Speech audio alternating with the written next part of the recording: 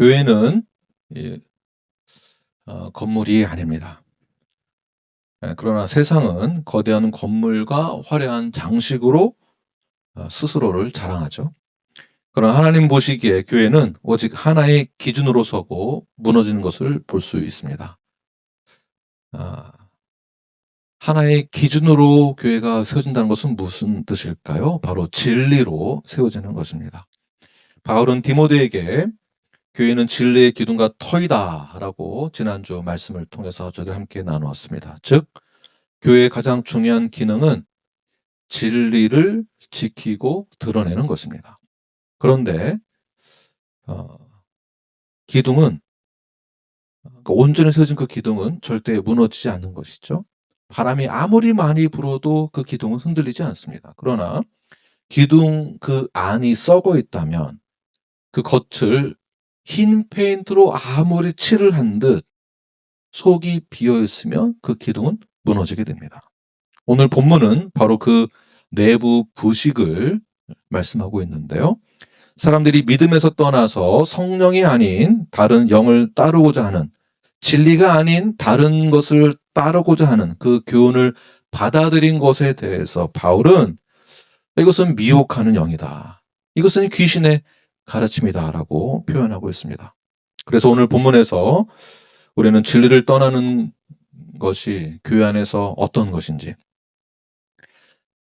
교회가 진리를 떠난다면, 진리에서 벗어난다면 어떻게 되는 것인지, 그 부분에 대해서 함께 나눠 보도록 하겠습니다. 첫 번째, 바울은 디모데에게 교회 안에서 무엇을 경계하라라는 차원에서 말씀하고 있는데요. 첫 번째는 교회 안에 미혹에 대해서 경계하라고 말씀하고 있습니다. 우리 1절 말씀을 큰 목소리로 함께 읽겠습니다. 시작. 그러나 성령이 밝히 말씀하시기를 후일에 어떤 사람들이 믿음에서 떠나 미혹하는 영과 귀신의 가르침을 따르리라 하셨으니. 자, 여기서 후일에는, 후일에 믿음에서 떠나는 사건들이 일어나게 된다. 그 후일이 언제를 말하는 것일까요?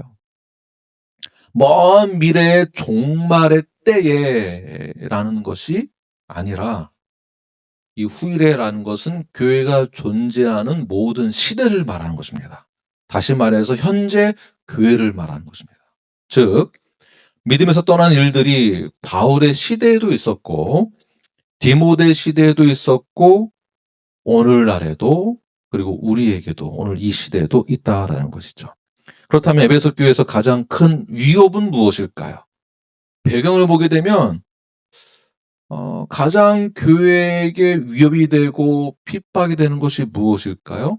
로마의 박해 아닐까요? 그렇다면 사도 바울은 편지 쓸 때 교회에게 가장 큰 위협이 되는 로마로부터의 박해에 대해서 교회가 어떻게 해야 하는지를 말을 해야 되는데, 사도 바울은 로마의 박해가 가장 교회에 큰 위협이다라고 말하지 않고, 성도의 숫자가 줄어드는 것에 대한 위협이 아니고, 경제적으로 어려움을 겪는 것에 대한 문제가 아니고, 오늘 본문에서 무엇을 말하고 있습니까? 전에도 그렇고 지금도 그렇고 앞으로도 있을 가장 교회의 큰 위협이 무엇이라고요? 다시 1절 말씀 보게 되면 성령이 밝히 말씀하시기를. 자, 성령이 말씀하시기를. 언제요? 후일에 어떤 사람들이 무엇을요? 믿음에서 떠나는 사건들이 오늘날 교회의 가장 큰 위협이 된다라고 말씀하고 있습니다. 자, 믿음에서 떠난다라는 것을 다른 말로 하면, 한자로 하면 배교입니다. 배교하는 일들이 일어나게 된다. 자, 배교가 무엇이냐 하면 하나님을 떠나서 우상을 섬기는 것, 다른 신을 따르는 것이겠죠. 다른 식으로 표현하게 되면 예수 그리스도에 대한 믿음을 의도적으로 의심하는 것, 의도적으로 부인하는 것, 이것이 배교입니다. 자, 이 배교하는 이 배후의 세력들이 있는데요. 다시 1절 보게 되면 그 배후의 세력에는 무엇이 있습니까? 미혹의 영이 있습니다. 미혹의 영.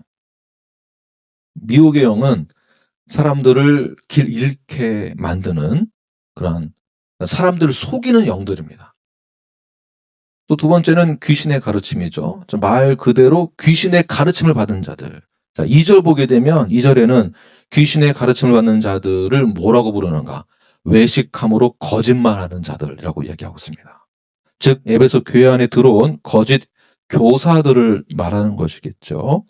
바울이 믿음에서 떠난 자들을 볼 때에, 다시 말해서 배교한 자들을 보았을 때 어떻게 본다라고 말하고 있는 것인가요?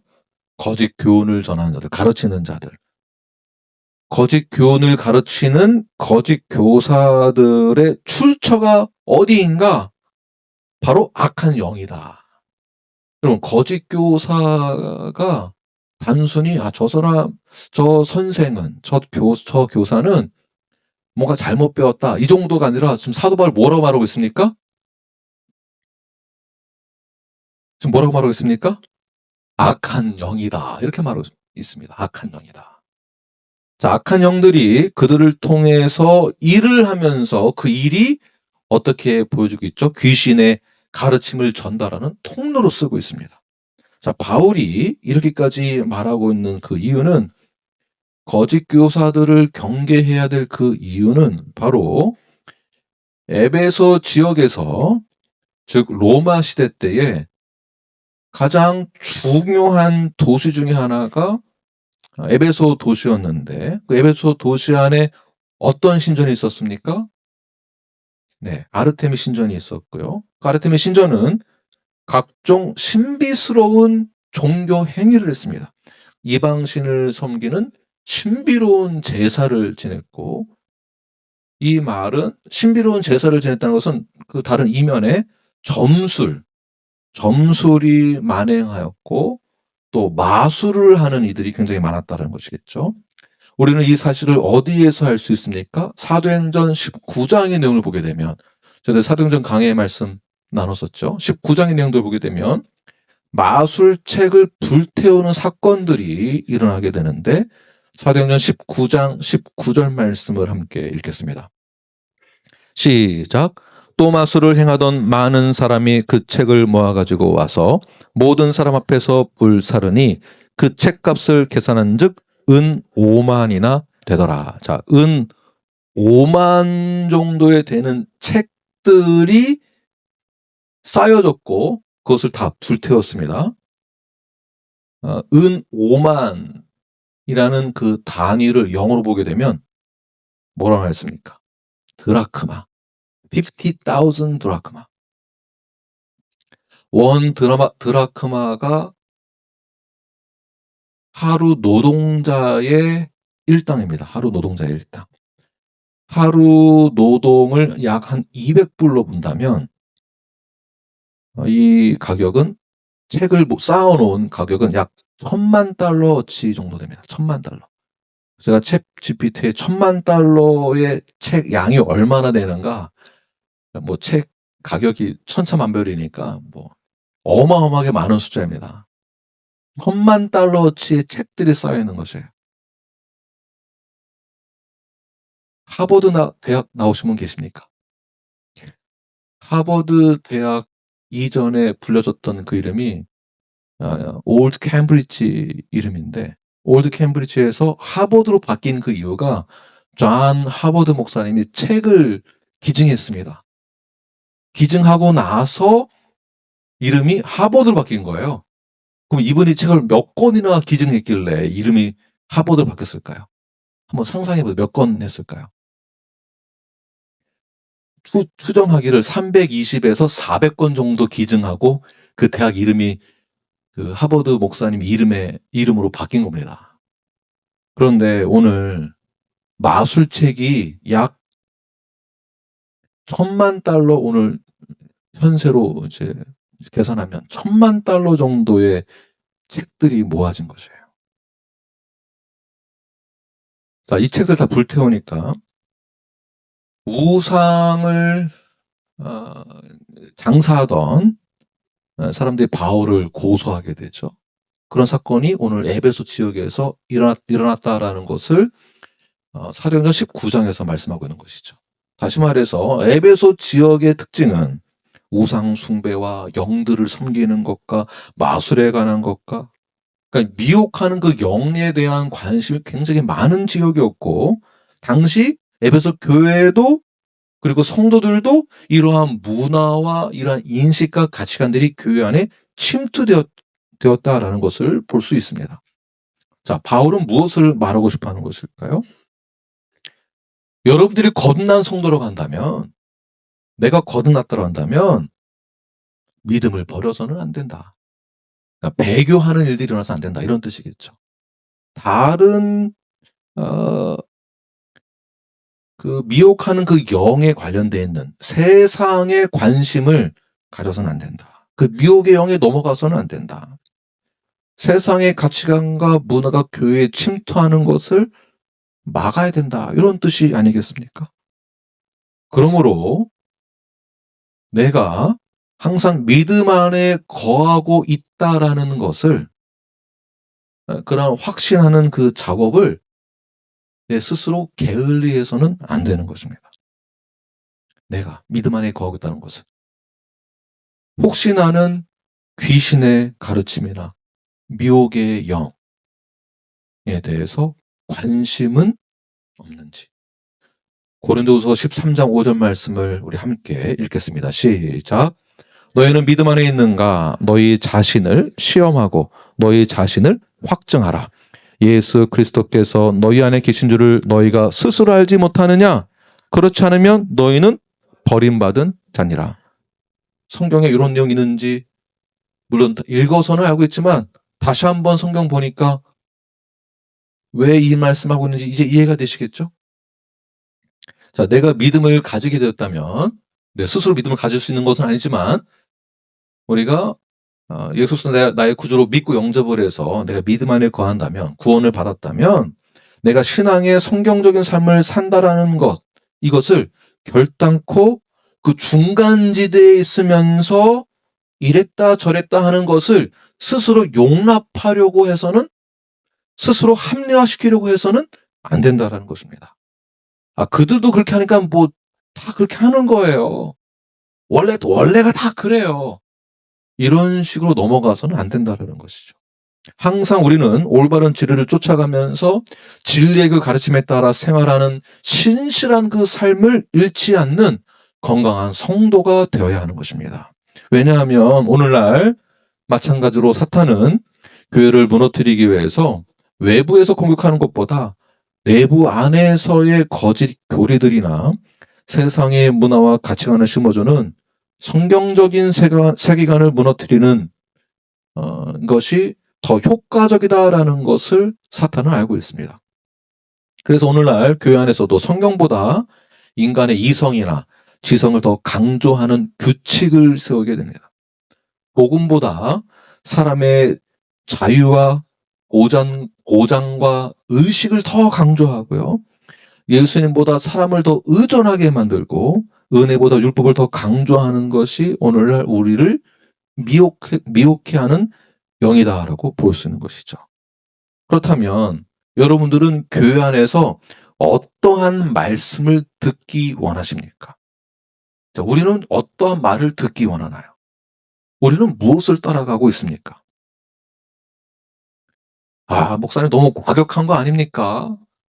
교회 안에서 그렇게 너무 우리 인격도 좀 생각해 주시고 우리 입장도 좀 생각해 주셔서 좋은 말씀, 격려 말씀을 해 주셔야지.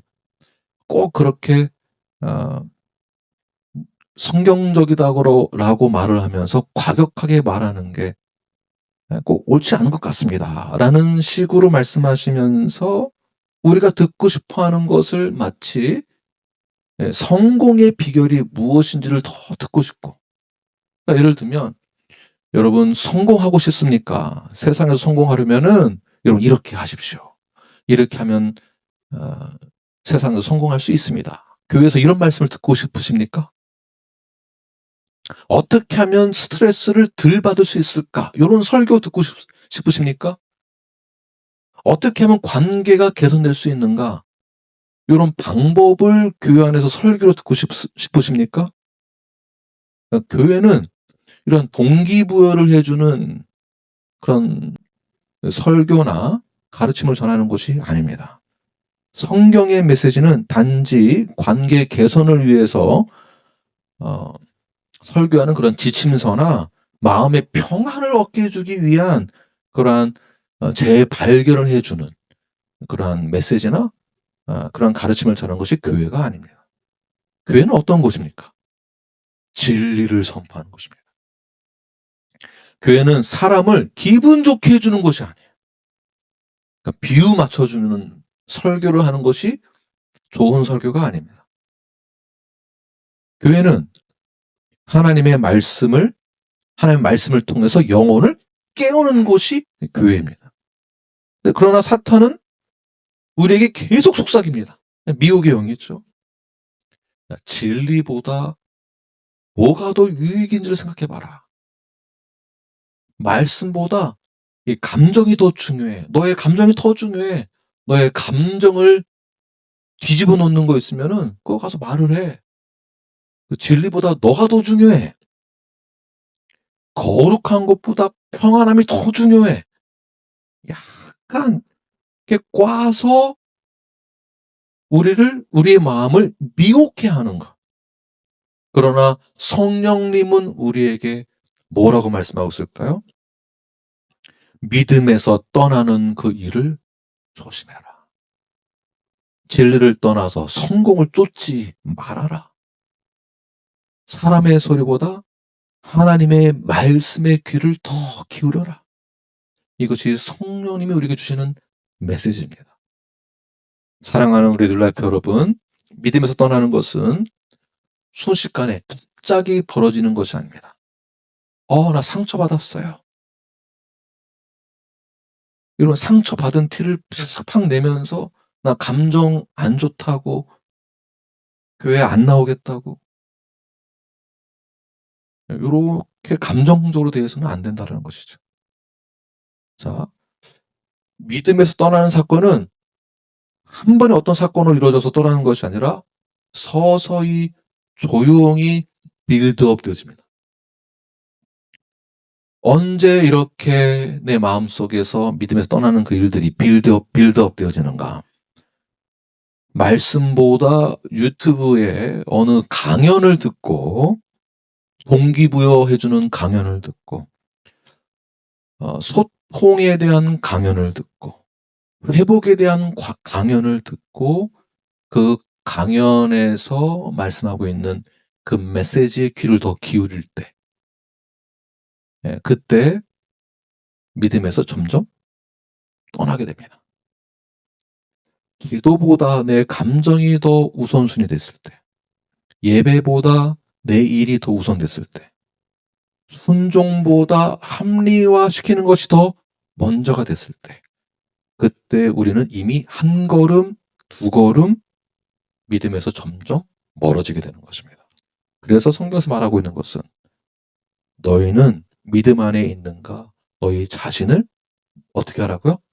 시험해 보아라. 이거 지금 제가 하는 말이 아닙니다.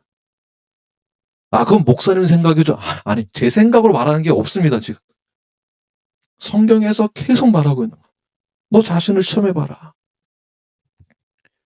진리를 떠나는다라는 것은 선택이 아닙니다. 진리를 떠나게 된다는 것은 파멸이 오는 것입니다. 파멸입니다. 생명이 아니라 죽음입니다. 진리에 선다라는 것은 부담이 아닙니다. 진리에 선다라는 것을 부담스러워한다? 내가 구원 받았는지를 다시 점검해 봐야 된다는 것입니다.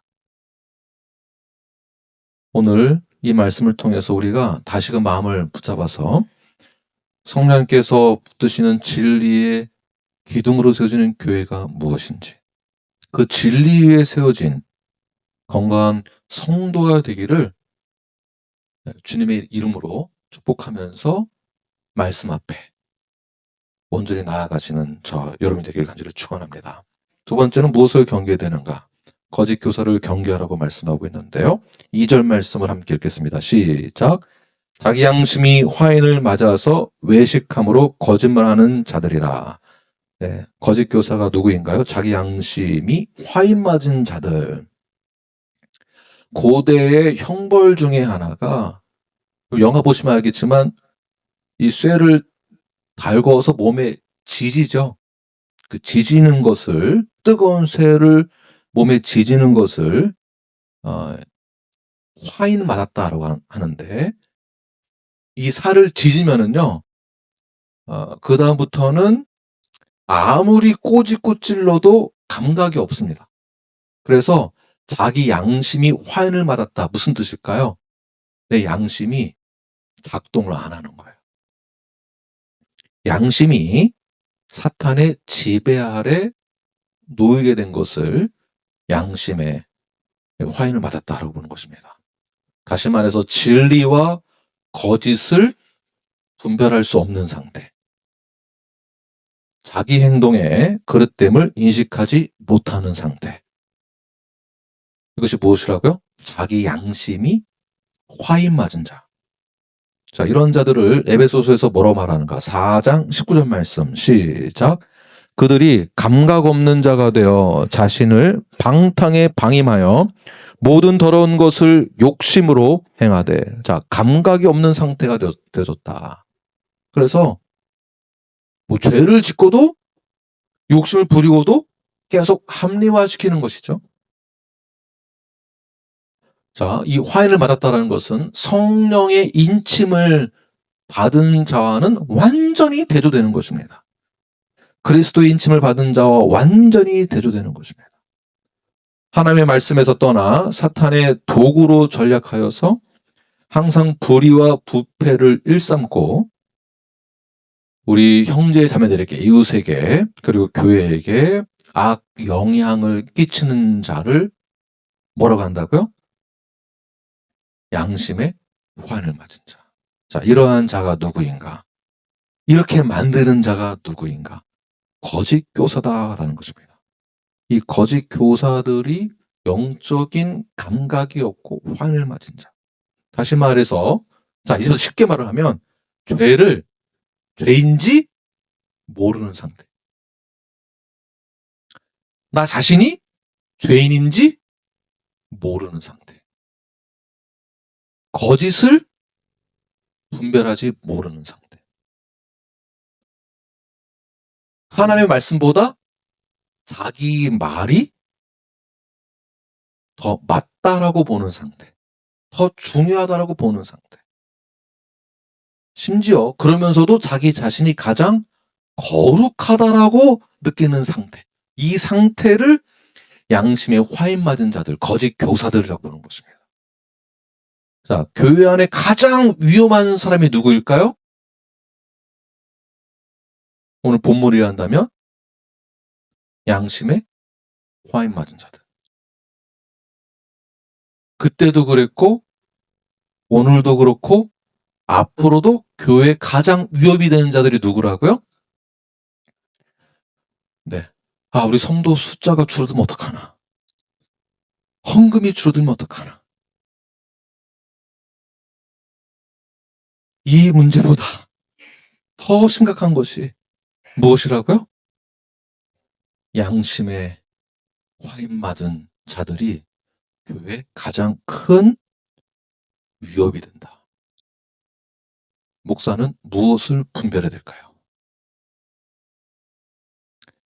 네, 그래서 구원에 확신이 있는지를 지속적으로 점검을 하고 디보션을 통해서 정말 죄인됨을, 그리고 내가 어떻게 해서 이 모든 죄의 삶을 받았는지를, 내가 어떻게 해서 새 생명을 얻었는지를, 내가 어떻게 해서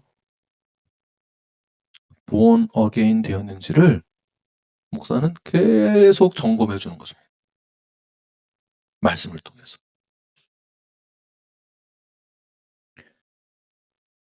더 나아가서 교회 안에서 가장 큰 위협이 되는 사람은 죄를 짓는 사람이 아닙니다.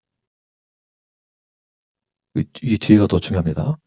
누가 제일 위험한가? 죄를 짓는 사람이 아니라 죄를 짓고도 아무렇지도 않아 하는 사람이, 아무런 죄책감도 갖지 않는 사람이 가장 큰 위협이 되는 거짓 교사, 양심에 화인 맞은 자, 회개하지 않는 자, 왜 회개를 해야 하는지를 모르는 자,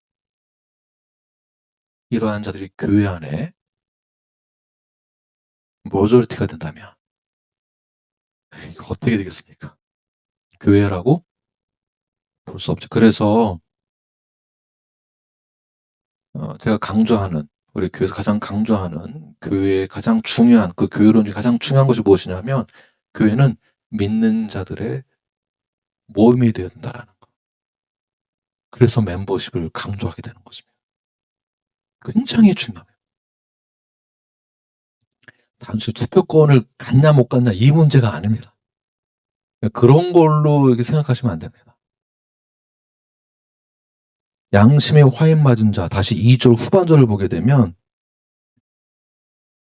외식함으로 거짓말하는 자들이다. 외식하는 자라고 볼 수 있는 것이죠. 거짓 교사들은 양심에 화인을 맞은 자들로서 외식과 거짓으로 물들어서 언제나 진리를 거스려서 행동합니다.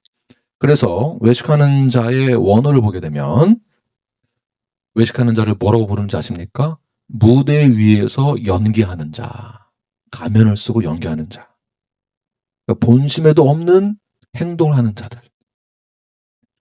우리의 양심은 말씀 앞에서 계속 깨어 있어야 됩니다.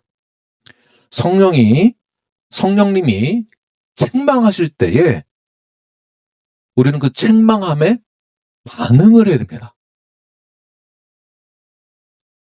그 책망이 말씀을 통해서 나에게 주어지는 말씀인데 우리는 항상 이 말씀은 저 사람이 들어야 돼. 오늘 말씀은 그 사람 들으라고 하나님 주시는 말씀이야.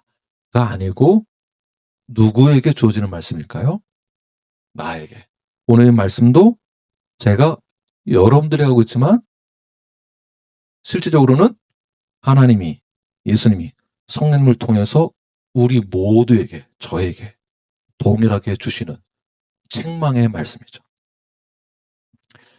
그 반응이 어떻게 나타나야 할까요? 말씀에 찔림이 있을 때에 우리는 회개를 해야 하는 것입니다. 우리가 진지하게 서로 질문을 사실 해봐야 합니다. 혹시 나도 모르는 사이에 내 양심에 화인을 맞은 것은 아닌가? 거짓 교사가 어디 멀리 있는 것이 아닙니다.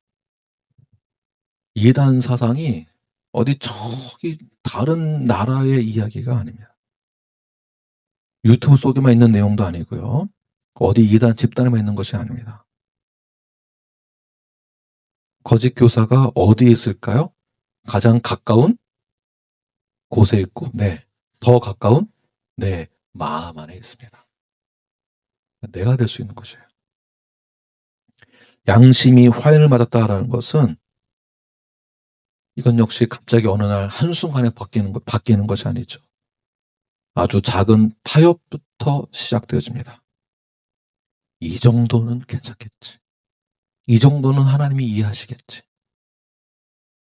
말씀대로 산다는 거 그거 다 힘들잖아. 그 정도 산다는 것은 저 사람 얘기고 나는 이 정도만 해도 적당해. 충분해. 자, 그러는 순간 어느 날부터는 어떠한 말씀을 들어도 내 양심을 절대 찔리지가 않습니다. 화인 맞게 된 것이죠. 성령님의 경고의 메시지, 진리의 말씀이 선포되질 때에도 이 마음이 흔들리지가 않는 거죠. 다시 말해서 죄를 지어도 아프지가 않는 거예요. 양심은 그 순간 다 들어가게 됩니다. 그래서 히브리서 3장에서 이렇게 말씀합니다. 7절과 8절 말씀 우리 함께 읽겠습니다. 시작. 그러므로 성령이 이르신 바와 같이 오늘 너희도 그의 음성을 듣거든 광야에서 시험하던 날에 거역하던 것 같이 너희 마음을 완고하게 하지 말라.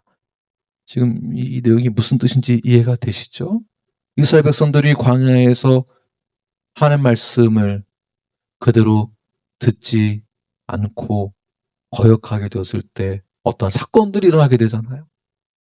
그렇게 하지 말아라. 완고하게 하지 말아라. 하나님께서 우리에게 말씀하실 때 우리는 그 말씀 앞에 오늘도 이 시간에도 아멘으로 그대로 받으시는 저와 여러분이 되길 간절히 축원합니다. 하나님 말씀 앞에 우리가 무반응한다면 그것은 이미 마음이 굳어진 상태가 된 것입니다. 오늘 하나님께서 말씀하실 때에 우리는 어떠한 반응을 해야 될까요? 회개해야 할 때 회개를 해야 하는 것입니다. 뭐 내 힘으로 되는 것도 아니겠지만 그 내 마음에 양심이 타 들어가기 전에 순종하는 것입니다. 순종. 용서해야 될 때에 용서를 해야 하는 것. 이것이 양심이 타 들어가지 않게 되는 것입니다. 말씀 앞에 변화를 요구받을 때에 우리는 성령의 음성에 따라 순종함으로 내 완고한 그 마음을 벗어버리고 성령님이 주시는 그 말씀 앞에 신뢰함으로 순종하는 것. 이러한 것이 양심의 화인 맞은 자가 안 되는 것입니다. 그러므로 건강한 성도로서 가져야 될 가장 중요한 그 징표는 성령께서 말씀을 통해 우리에게 빛을 비춰주실 때에 이것을 뭐라고 하죠?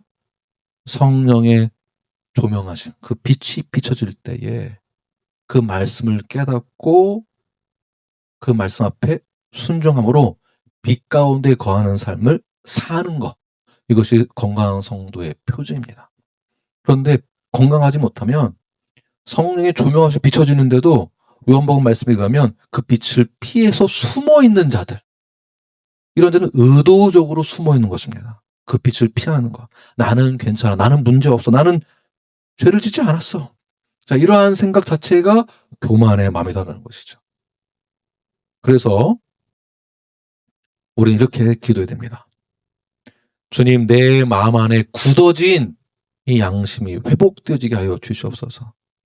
이 둔해진 양심을 깨워 주시옵소서라고 기도하시기를 바랍니다.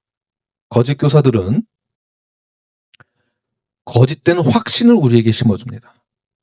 거짓된 그 확신이 내 마음에서 자리 잡는 순간 우리는 죽은 것과 다름이 없게 됩니다. 양심이 둔해진 교인은 자신이 진짜 성도인 것처럼 가면을 쓰고 연기합니다. 외식입니다. 이러한 자들이 교회의 기둥을 흔드는 것이죠. 그러나 반대로 성령이 주시는 그 확신은 우리 영혼의 자리를 잡게 되면 양심이 다시 살아나게 됩니다. 말씀 앞에 눈물로써 나아가 회복을 경험하게 되고요. 죄 앞에서 떨림으로 회개할 때에 회복하게 되어지고요. 그리고 하나님 앞에 두려움으로 경외함으로 나아가게 됩니다.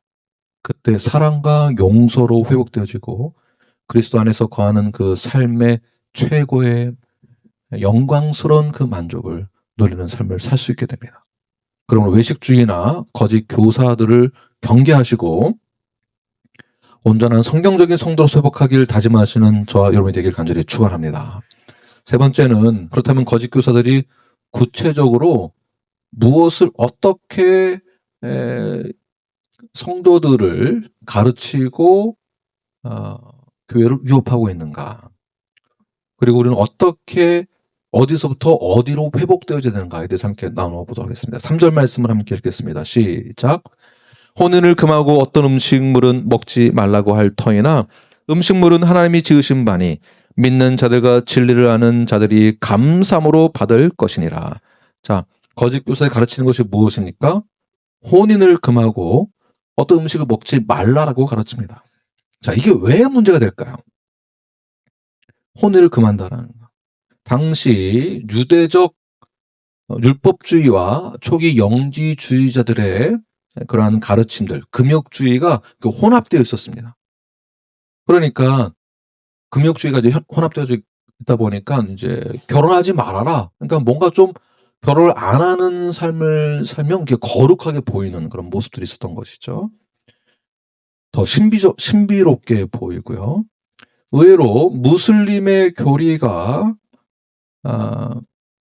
그들의 신앙이 오늘날 현대 우리 아이들이 보았을 때 굉장히 신비롭고 거룩해 보이는 아주 경건해 보이는 모습이라고 보는 친구들이 굉장히 많이 있습니다. 얼토독스 이 교회가 2020년도에 5명 남아 있었대요. 지금 200명 가까이 된다고 합니다. 저도 아침에 와서 일찍 보니까 젊은 친구들이, 청년들이 상당히 많아졌습니다. 그래서 보면 이제 교리 교육을 받고 있더라고요. 잠깐 들어보니까. 교리 교육을 받고 있고, 주중에도 일주일 이틀 동안 펠로시폴에서 성경 공부하더라고요. 네, 한 청년을 놓고. 왜 그럴까요? 의식을 통해서 마치 의식에 참여했을 때에 내가 더 경건해지는 것 같고 거룩해지는 것을 경험하는 거예요. 그러니까 이 의식에 참여하는 게 굉장히 이제 자신이 정화된다라고 생각하게 되죠. 그래서 결혼을 만약에 이제 안 하는 것, 이런 음식을 먹으면 안 된다라는 것, 이런 룰들을 딱 정해 놓는 순간, 아, 나는 저들과는 다르다라는 생각을 갖게 됩니다. 자, 거짓 교훈의 무서움은 무엇이냐면, 그 무서운 게 티가 별로 안 납니다. 거칠게 죄를 지으라고 말하지 않습니다. 그러니까 약간 이렇게 좀 더 이렇게 포용력이 있고 합리적인 것을 이렇게 말을 만들죠. 그래서 좀 더 거룩해지려면 요런 거 하면 안 돼. 이렇게 해야 돼. 이걸 하면 영적인 수준이 좀 더 올라가게 될 거야. 그러니까 저건 하지 마. 이건 하지 마. 굉장히 그럴듯해 보이고 굉장히 고결해 보이는 것처럼 받아들일 수 있습니다. 그러나 이것을 사도 바울은 뭐라고 말하고 있는가? 귀신들의 가르침이다. 겉으로 보기에는 절제된 것처럼 보이지만 사실은 그러한 것은 복음을, 잘 들으십시오. 그러한 가르침들은 복음을 왜곡한 것입니다. 자, 성경에서 뭐라고 말하고 있는가? 이게 더 이제 중요하겠죠. 성경에서 결혼을 뭐라고 말하고 있을까요? 히브리서 13장 4절 말씀을 함께 읽겠습니다. 시작. 모든 사람은 결혼을 귀히 여기고 침소를 더럽히지 않게 하라. 자, 하나님이 결혼을 창조하신 겁니다. 근데 단순히 이 귀신들의 가르침들은 말을 굉장히 호소력 있게 하면서 사실은 하나님의 창조의 원리를 거부하는 것이죠. 또 창세기 2장 18절 말씀 보게 되면 사람이 혼자 사는 것이 좋지 않다라고 생각하셔서 하나님께서 아담을 위해 하와를 만드시죠. 그리고 하나님은 모든 것을 다 창조하셨습니다. 우린 그것을 인정하는 거예요. 하나님이 창조하신 것을 누가 악하게 사용한 것입니까? 사람이 악하게 사용한 것이죠. 할로윈이라는 것으로. 그렇지 않습니까? 자, 성을 누가 만들었을까요? 하나님이. 근데 이 성을 악하게 사용한 것은 누굽니까? 사람이. 이 성은 정말 좋은 건데 우리에게 부정적인 생각을 심어주는 것은 누구이죠? 사탄이죠. 거짓 교사들은 그래서 뭐라고 말하고 있는가? 성? 그거 안 좋은 거다. 그거 악한 거다. 그거 귀신이다. 결혼? 하면 안 된다. 그 영적으로 더 거룩해지려면 독신으로 살아야 된다. 이것이 그들의 가르침이었습니다. 잘 들어보십시오. 결혼을 부정한다는 것은 단지 제도를 부정하는 것이 아니라 결혼을 만드신 하나님을 부정하는 것입니다. 의심하게 만들죠. 그러나 영지주의자들은 하나님이 만드신 것을 부정하면서 결혼을 부정하고 육체를 부정하고 음식을 부정하는 것. 결국에는 성육신한 예수 그리스도조차 부정하게 만드는 것. 이단이죠. 성육신을 부정하는 것은, 이 모든 가르침은 결국 귀신의 가르침입니다. 자, 이것을 교회 안에 저희가 한번 적용을 해본다면, 우리가 좀 더 거룩해지기 위해서, 믿음의 성장, 영적 성장에 있기 위해서는 어떻게 하면 좋을까라는 것을 과거에는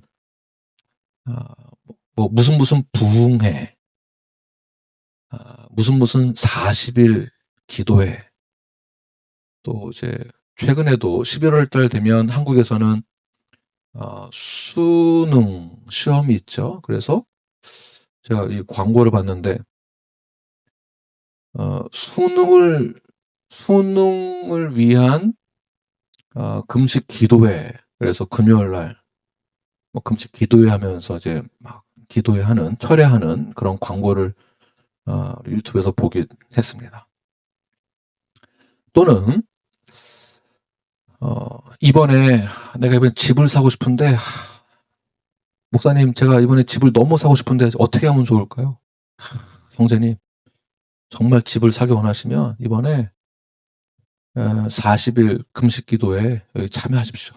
하나님이 기뻐하셔서, 감동받으셔서 집을 살 수 있도록 하나님이 충분히 베풀고도 남을 만큼의 복을 주실 거라고. 예배 잘 들으시면 된다고. 한 번도 빠지지 마시라고. 집에 몸이 아픈 남편이 있는데 어떻게 합니까? 그 남편보다 뭐가 더 중요합니까? 선교가 더 중요하겠죠? 선교 이번에 여행 다녀오시면 남편도 낫고 집도 사고 다 좋아질 거예요. 그럼 그 자매님은 목사님 말씀에 순종하여서 감사합니다. 가정 내팽개치고, 남편 아픈데, 자녀들도 아직 어린데 다 내팽개치고, 선교 가서 뭔가 한번 해보겠다고. 그리고 선교 여행 다녀오면 하나님이 뭔가 복을 더 내려주시고 남편도 낫고 집도 사고 이럴 것 같다고. 가정은 2순위고 남편은 2순위고 선교가 1순위. 가정은 하나님께 맡겨놓고 교회 사역에는 1순위. 이게 과거에 우리들이 이렇게, 저희 아버지가 그렇게, 저희 아버지 목회하시면서 그렇게 배우고 그렇게 하셨었습니다. 그게 진리인 줄 알았습니다. 그러나 성경에서는 뭐라고 말하고 있을까요? 에베소서 6장의 내용을 보더라도 자녀들을 노엽게 하지 말아라. 또 아내를, 남편을 대할 때 어떻게 대하라고 말씀하고 있습니까? 죽게 대하듯. 그런데 이거 다 내팽개치고 사역만 한다? 이거 문제 있는 겁니다. 이거 문제 있는 겁니다. 물론 주님을 위해서 헌신하는 것은 굉장히 귀한 것입니다. 그러나 하나님이 주신 그 가정을 함부로 대한다면 그것은 거룩이 아니라 복음을, 성경을 왜곡하는 것입니다. 그래서 이 거짓 교훈은 언제나 하나님이 주신 그 선물을 덜 거룩한 것으로 여기게 만드는 거. 약간 꽈가지고. 우리는 무엇을 기준으로 거룩을 판단해야 할까요? 하나님의 말씀이 기준이 되어야 하겠습니까? 사람이 만든 규칙이어야 하겠습니까? 네. 성경적인 삶을 산다는 것은, 거룩한 삶을 산다는 것은 인간이 세운 규칙이 아니라, 제도가 아니라, 인간이 만든 가치관이 아니라, 지식으로 판단하는 것이 아니라 오직 하나님의 말씀에 근거하여서, 말씀의 기준으로 그 거룩의 기준을 바로 잡아야 되는 것이겠죠. 그래서 디모데가 강조하는 것은 무엇일까요? 3절 후반절 보게 되면, 하나님이 주신 바니, 시작, 믿는 자들과 진리를 아는 자들이 감사함으로 받을 것이니라. 네. 하나님 말씀하신 그 모든 것을 감사함으로 받는 것. 4절 말씀 함께 읽겠습니다. 시작. 하나님께서 지으신 모든 것이 선함에 감사함으로 받으면 버릴 것이 없느니. 네.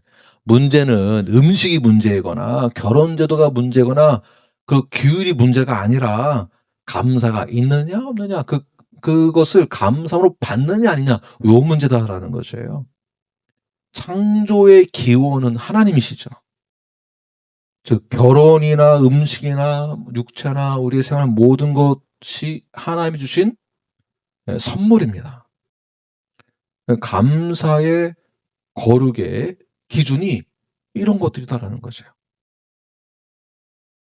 복음의 삶은 감사함에서 나오는 것입니다. 골로새서 2장 20절과 23절 말씀 함께 읽겠습니다. 시작. 너희가 세상의 초등 학문에서 그리스도와 함께 죽었거든 어찌하여 세상에 사는 것 같이 규례에 순종하느냐. 이런 것들은 자의적 숭배와 겸손과 몸을 괴롭게 하는 데에 지혜 있는 모양이나 오직 육체를 따르는 것을 금하는 데는 조금도 유익이 없느니라. 네, 복음 말고는 그런 규례들은 조금도 유익이 없다. 겉모양으로는 지혜가 있는 것 같고 겸손한 것 같고 경건한 것 같은데 결론은 무엇입니까? 조금도 유익이 없다. 왜냐하면 우리를 거룩하게 하는 것은 음식을 선택하는 것이나 복음 앞에서의 음식을 선택하는 것이 아니라 복음 앞에서의 순종이기 때문에 그렇습니다. 그렇다면 우리는 어떻게 거룩해질 수 있을까요? 5절 말씀 바울이 내리는 결론입니다. 시작. 하나님의 말씀과 기도로 거룩하여 짐이라. 아멘. 자, 거룩은 금지를 지켜서 얻어내는 것이 아니라 거룩은 말씀과 기도 안에서 얻어지는 것입니다. 믿으십니까? 말씀은 우리가 무엇을 받는 자격이 있는지를 말하고 있고요. 기도는 우리가 누구에게 받았는지를 기억하게 합니다. 그래서 우리는 어떤 교회가 되어야 하는가, 어떤 성도가 되어야 하는가 정리하겠습니다. 미혹하는 영과 귀신의 가르침을 잘 분별하십시오. 양심이 화인 맞은 것을 두려워하십시오. 그 다음에는 하나님이 지으신 모든 것을 감사함으로 받으시고 말씀과 기도로 일상을 거룩하게 살아내시는 저와 여러분이 되길 간절히 축원합니다. 진리의 기둥과 터로 잘 세워지는 건강한 교회로서의 사명을 가지고 나아가십시오. 그렇게 결단하는 저와 여러분이 되길 간절히 축원합니다. 기도하겠습니다.